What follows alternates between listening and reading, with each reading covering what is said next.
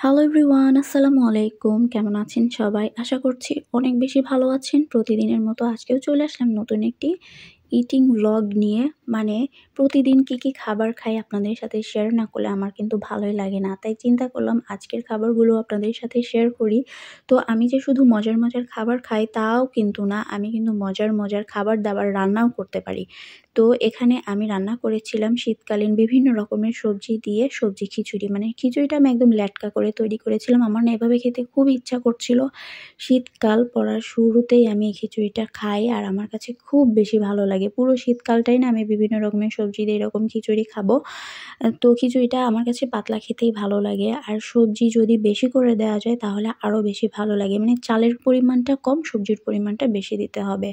আর এটা সিদ্ধ চাল দিয়েই আমি রান্না করেছিলাম। আর এই যে দেখেন খিচুড়িটা রান্না করা হয়েছে। আমার কাছে এই খিচুড়ি খেতে এত বেশি ভালো লাগে, যদি সাথে গরুর মাংস বা মুরগির মাংস বা যেকোনো মাংস থাকলে আমার কাছে ভালো লাগে। তো আমি খাওয়ার জন্য এখানে সামান্য পরিমাণ আলু ভাজি নিয়েছি। মানে বললাম না, হযবরল করে খেতে আমার বেশি ভালো লাগে। সবজি খিচুড়ির সাথে কেউ আলু ভাজা খায়? হ্যাঁ, আমি খাই। আমার কাছে অনেক বেশি ভালো লাগে। তো প্রথমে আমি খিচুড়িটা এমনি খাচ্ছিলাম, তারপরে খাচ্ছিলাম আলু ভাজি দিয়ে। এখানে আমি গরুর মাংস নিয়ে নিয়েছি ২ পিস, মানে অল্প করে নিয়ে নিয়েছি। তো প্রথমেই এমনি করে খেয়ে আগে খিচুড়ির স্বাদটা বুঝছিলাম। তো এর মধ্যে কিন্তু আমি কিছু পরিমাণ পুঁই শাকও দিয়েছি। পুঁই শাক দিলে না সবজি খিচুড়ি অনেক বেশি মজা হয়।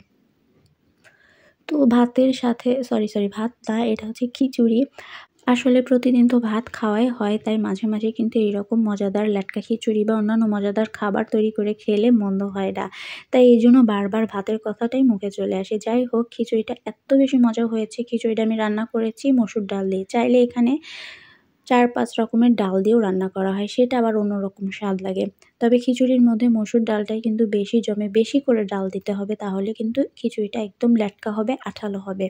কথা বলতে দেখেন আমি কতটা খিচুড়ি খেয়ে ফেলেছি। আমার কাছে না মাংস ছাড়া এমনিই ভালো লাগছে। আসলে মাংসটা আমি ম্যান্ডেটরি হিসেবে নিয়েছি। যাই হোক, মাংস দিয়েও ভালো লাগছে আবার এমনিও ভালো লাগছে। কোন দিকে আমি যাই বলুন তো? তাই একবার মাংস দিয়ে খাচ্ছিলাম আর একবার এমনি খাচ্ছিলাম।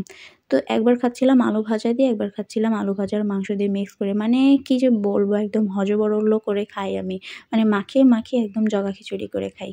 যাই হোক, যে যেভাবে খেয়ে আত্মতৃপ্তি পায়। আমার কাছে এভাবে মাখিয়ে খেতে না অনেক বেশি ভালো লাগে। মানে বাঙালি বলে একটা কথা আছে না? বাঙালিরা এভাবে মাখিয়ে চটকিয়ে খায়। আর এটাই কিন্তু বাঙালিদের মূল একটা বৈশিষ্ট্য।